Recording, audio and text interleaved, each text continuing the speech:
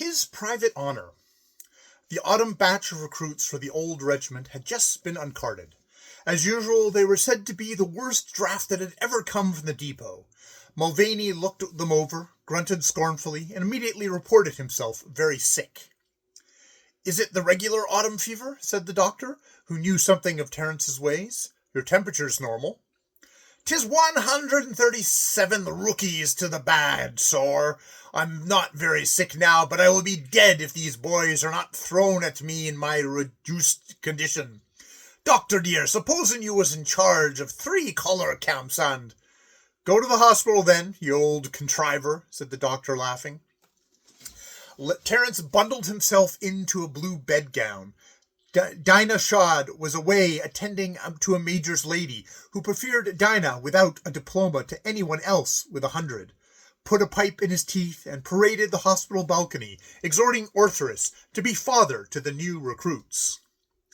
"They're mostly of your own sort, little man," he said, with a grin. "The top spit of Whitechapel. I'll interrogate with them when they're more like something they never will be, and that's a good honest soldier like me." Orthrus yapped indignantly. He knew as well as Terence what the coming work meant, and he thought Terence's conduct mean. He strolled off to look at the new cattle, who were staring at the unfamiliar landscape with large eyes and asking if the kites were eagles and the pariah dogs jackals. "Well, you are a holy set of bean-fagged beggars, you are," he said genially to the knot at the barrack square, then running his eyes over them. "Fried fish and whelks is about your sort. Blimey if they haven't sent some pink-eyed Jews too. You chap with the greasied... Which o' the Solomons was your father, Moses?" "My name's Anderson," said a voice sullenly. "Oh, Samuelson. All right, Samuelson. And how many of the likes of you sheenies are coming to spoil company, B company?" There is no scorn so complete as that of the old soldier for the new. It is right that this should be so. A recruit must learn, first, that he is not a man, but a thing, which in time, and by the mercy of heaven, may develop into a soldier of the Queen, if it takes care and attends to good advice. Orthrus' tunic was open, his cap overlooped one eye, and his hands were behind his back as he walked round, growing more contemptuous at each step. The recruits did not dare answer, for they were new boys in a strange school who had called themselves soldiers at the depot in comfortable England. "Not a single pair of shoulders in the whole lot. I've seen some bad drafts in my time, some bloomin' bad drafts, but this 'ere draft beats any draft I've ever known. Jock, come and look at these squiggly, ham-shanked beggars." Leroyd was walking across the square. He arrived slowly, circling around the knot as a whale circles round a shoal of small fry, said nothing, and went away whistling. "Yes, you may well look sheepy," Orthrus squeaked to the boys, "and it's likes of yous that breaks the hearts of likes of us. We've got to licks you into shape, and never a halfpenny extra do we get for doing so, and you ain't never grateful neither. Don't go thinking it's the colonel or the company officers that makes you. It's us! You Johnny Raws! You Johnny bloomin' Raws!" A company officer had come up unperceived behind Orthrus at the end of his oration. "You may be right, Orthrus," he said quietly, "but I shouldn't shout it." The recruits grinned as Orthrus saluted and collapsed. Some days afterwards I was privileged to look over the new batch, and they were everything that Orthrus had said, and more.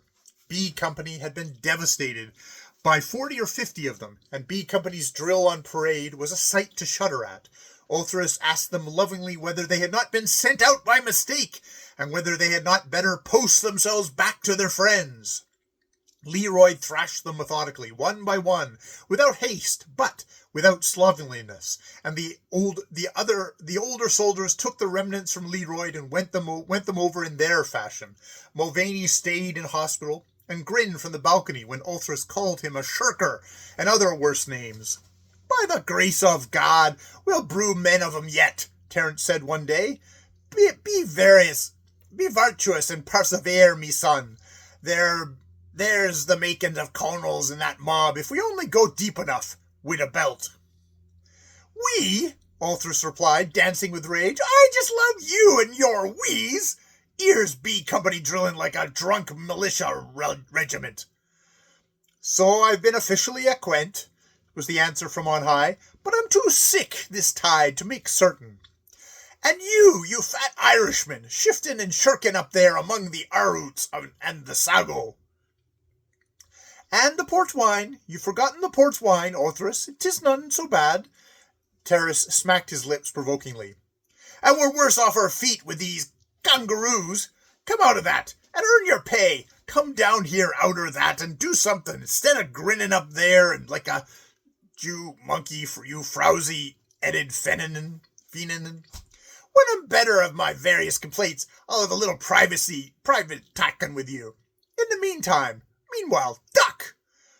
Terence flung an empty medicine bottle at Othrus's head and dropped into a long chair, and Othrus came to tell his opinion of Mulvaney 3 times over, each time entirely varying all the words. There'll be a smash one of these days, he concluded. Well, 'tis none of my fault, but 'tis hard on B Company.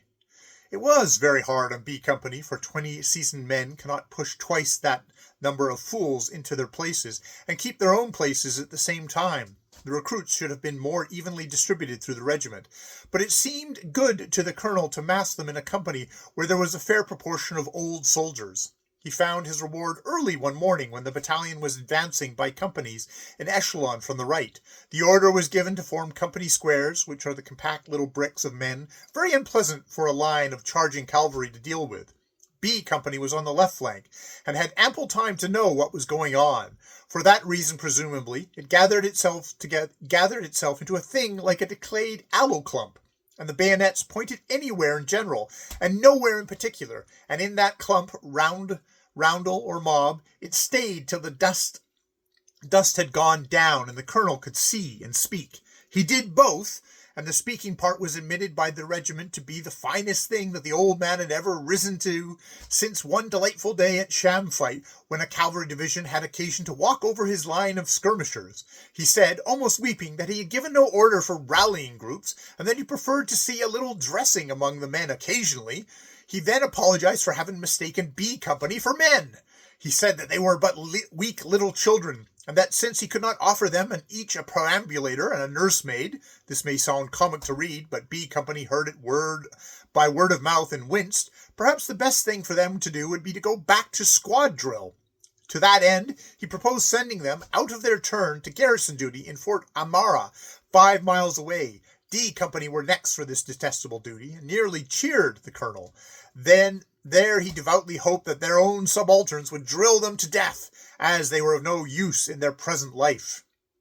It was an exceedingly painful scene, and I made haste to be near B Company barracks when the parade was dismissed and the men were free to talk. There was no talking at first, because each old soldier took a new draft and kicked him very severely.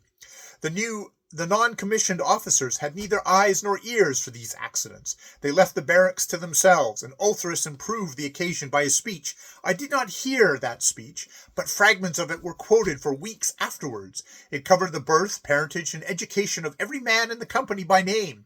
It gave complete account of Fort Amara from a sanitary and social point of view, and it wound up with an abstract of the whole duty of a soldier, each recruit, his use in life, and Othrus's view on the use and fate of the recruits of B Company.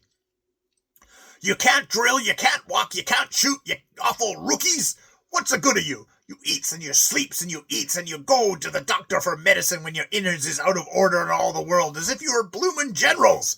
And now you've topped it all, you bat-eyed beggars, getting us drove out to that stinking Fort Emir.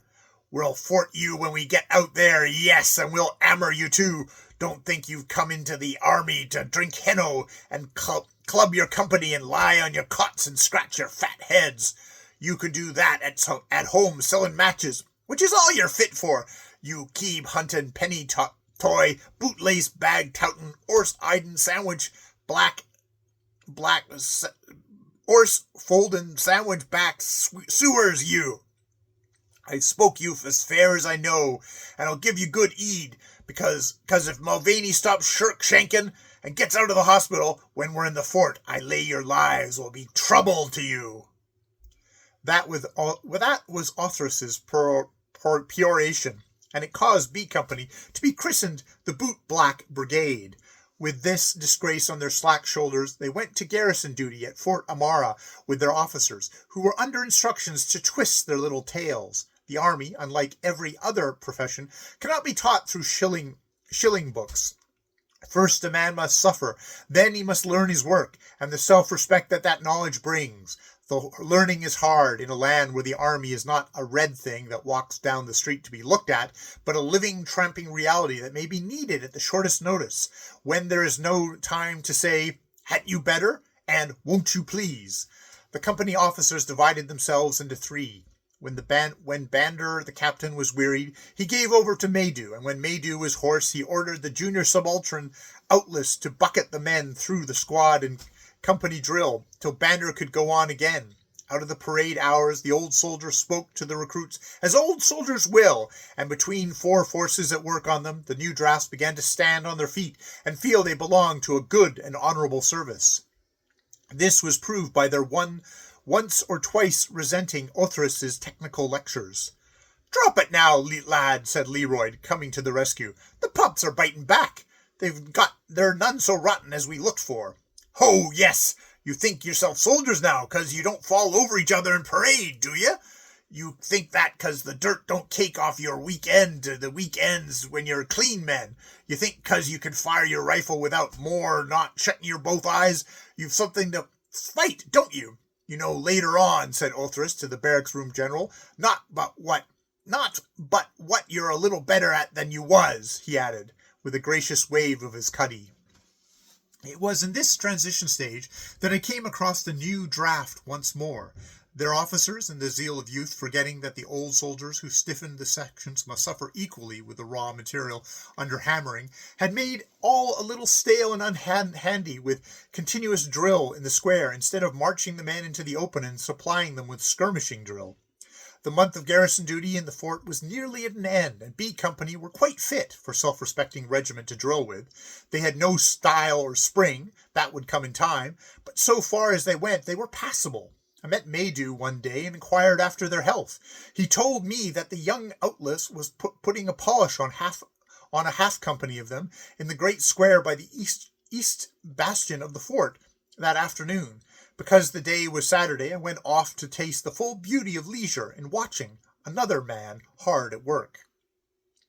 The fat 40-pound muzzle loaders on the east bastion made a very comfortable resting place. You could sprawl full length on iron warmed by the afternoon sun to blood heat, and command an easy view of the parade ground which lay between the powder magazine and the curtain of the bastion. I saw a half company called over and told off for drill, saw Oulis come from his quarters, tugging at his gloves, and heard the first "Shun!" that locks the ranks and shows that the work has begun. Then I went off on my own thoughts, the squeaking of the boots and the rattle of rifles making a good accompaniment, and the line of red coats and the black trousers a suitable background to them all. They concerned the formation of a territorial army for India, an army of specially paid men enlisted for 12 years' service in Her Majesty's Indian possessions, with the option of extending on medical certificates for another 5, and the certainty of a pension at the end. They would be such an army as the world had never seen, 100,000 trained men, drawing annually 15,000 men from England, making India their home, and allowed to marry in reason. Yes, I thought, watching the line shift to and fro, breaking and reform, we would buy back Kashmir from the drunken imbecile who was turning it into a hell, and there we would plant our much-married regiments, the men who had served 10 years of their time, and they should breed us white soldiers, and perhaps a second fighting line of Eurasians. At all events, Kashmir was the only place in India that the Englishmen could colonize, and if we had foothold there, we could... Oh, it was a beautiful dream. I left that territorial army, swelled to 250,000 men, far behind, swept on as far as an independent India, hiring warships from the mother country, guarding Ard Aden, on the one side and Singapore on the other, paying interest on her loans with beautiful regularity, but borrowing no men from beyond her own borders, a colonized, manufactured India with a permanent surplus in her own flag. I had just installed myself as viceroy, and by virtue of my office had shipped 4 million sturdy, thrifty natives to the Malayan archipelago, where labor is always wanted, and the Chinese pour in too quickly, when I became aware that things were not going smoothly with the half company. There was a great deal too much shuffling and shifting, as you worrying. The non-commissioned officers were snapping at the men, and I fancied that Ulus backed one of his orders with an oath. He was in no position to do this, because he was a junior who had not yet learned to pitch his word of command in the same key twice running. Sometimes he squeaked, and sometimes he grunted, and a clear, full voice with a ring in it has more to do with drill than people think. He was nervous both on parade and in mess, because he was unproven and knew it. One of his majors had said in his hearing, "Ulus has a skin or two to sloth yet, and he hasn't the sense to be aware of it." The remark had stayed in Ulus's mind and caused him to think about himself in little things, which is not the best training for a young man. He tried to be cordial at mess and became over-effusive. Then he tried to stand on his dignity and appeared sulky and boorish. He was only hunting for the just medium and the proper note, and found neither, because he had never faced himself in a big thing. With his men, he was ill at ease as he was with his mess, and his voice betrayed him. I heard 2 orders then. "Sergeant, what is that rear rank man doing? Damn him!" That was sufficiently bad. A company officer ought not to ask sergeants for information. He commands, and commands are not held by syndicates. It was too dusty to see the drill accurately, but I could hear the excited little voice pitching from octave to octave, and the uneasy ripple of badgered and bad-tempered files running down the ranks. Aulus had come on parade as sick of his duty as were the men of theirs. The hot sun had told on everybody's temper, but most all on the youngest man's. He had evidently lost his self-control, and not possessed the nerve or the knowledge to break off till he had recovered it again, and was making bad worse by ill language. The men shifted their ground and came close under the gun I was lying on. They were wheeling quarter right, and they did very badly, in the natural hope of hearing Ulus swear again. He could have taught them nothing. He could have taught them nothing new, but they enjoyed the exhibition. Instead of swearing, Ulus lost his head completely and struck out nervously at the wheeling flankman with a little Malacca riding cane that he held in his hand for a pointer. The cane was topped with a thin silver over lacquer, and the silver had worn through in one place, leaving a triangular flap sticking out. I had just time to see that Ulus had thrown away his commission by striking a soldier, when I heard the rip of a cloth, and the piece of grey shirt showed under the torn scarlet on the man's shoulder. It had been the merest nervous flick of an exasperated boy, but quite enough to forfeit his commission, since it had been dealt in anger to a volunteer, and no pressed man, who could not under the rules of service reply.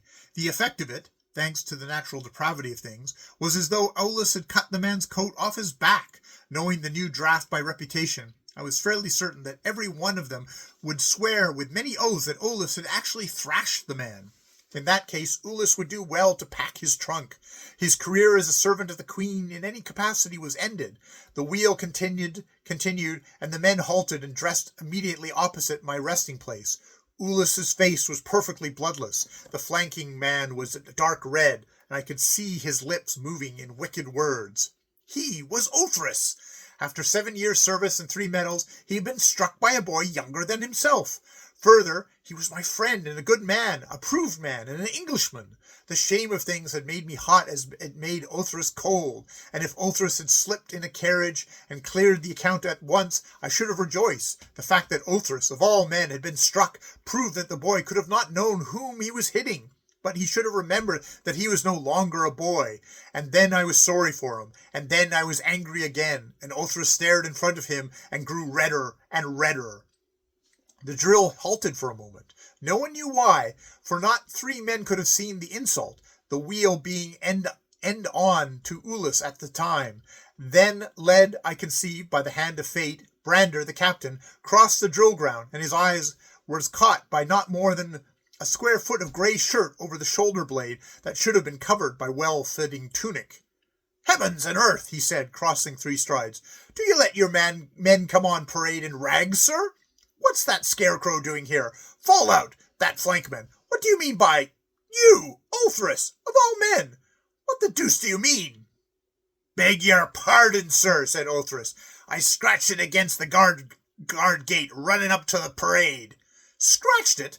Ripped it up, you mean? It's half off your back. It was a little tear at first, sir, but in portant arms it got stretched, sir, and I can't look behind me. I felt it given, sir. Said Brander. I think you should feel it give. I thought it was one of the new drafts. You've got a good pair of shoulders. Go on. He turned to go. Ulthrus stepped after him, very white, and said something in a low voice. Hey, what? What? Ulthrus! The voice dropped. I saw Ulthrus salute, say something, and stand at attention. Dismiss, said Brander curtly. The men were dismissed. I can't make this out, you say? He nodded at Ullus, who said something again, and Ulthrus stood still, the torn flap of his tunic nearly falling to his waist-belt. He had, as Brander said, a good pair of shoulders, and prided himself on the fit of his tunic. Beg your pardon, sir, I heard him say, but I think Lieutenant Ullus has been in the sun too long. He don't quite remember things, sir. I come on parade with a bit of a rip, and it spread, sir, through point and arms, as I have said, sir. Brander looked from one face to the other, and I suppose drew his own conclusions, for he told Ulthrus to go with the other men who were flocking back to the barracks. Then he spoke to Ullus and went away, leaving the boy in the middle of the parade ground, fumbling with his sword knot. He looked up, saw me lying on the gun, and came to me, biting the back of his gloved forefinger, so completely thrown off his balance that he had not sense enough to keep his troubles to himself. I say, you saw that, I suppose? He jerked his head back to the square, where the dust left by departing men was settling down in white circles. I did, I answered, for I was not feeling polite. What the devil ought I do? He bit his finger again. I told Brander what I'd done. I hit him. I'm perfectly aware of that, I said, and I don't suppose Ulthrus has forgotten it already. Yes, but I'm dashed. If I know what I want to do, exchange into another company, I suppose.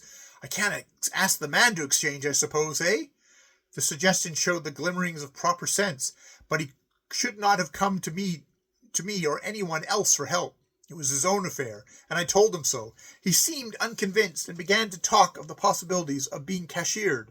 At this point, the spirit moved me, on behalf of the unavenged Ulthrus, to paint him with a beautiful picture of his insignificance in the scheme of creation. He had a papa and a mamma, 7,000 miles away, and perhaps some friends. They would feel his disgrace, but no one else would care a penny. He would only be a Lieutenant Ullus of the old regiment, dismissed the Queen's service for conduct unbecoming an officer and a gentleman. The commander-in-chief, who would confirm the orders of the court-martial, would not know who he was. His mess would not speak of him. He would return to Bombay. If he had money enough to go home, more alone than he had when he came out. Finally, I rounded the sketch with precision. He was only one tiny dab of red in the vast grey field of the Indian Empire. He must work this crisis out alone, and no one would help him, and no one cared. This was untrue, because I cared immensely. He had spoken the truth to Brander on the spot, whether he had pulled through it or did not pull through it. At last his face set, and his figure stiffened. Thanks, that's quite enough. I don't want to hear any more, he said in a dry, grating voice, and he went to his own quarters.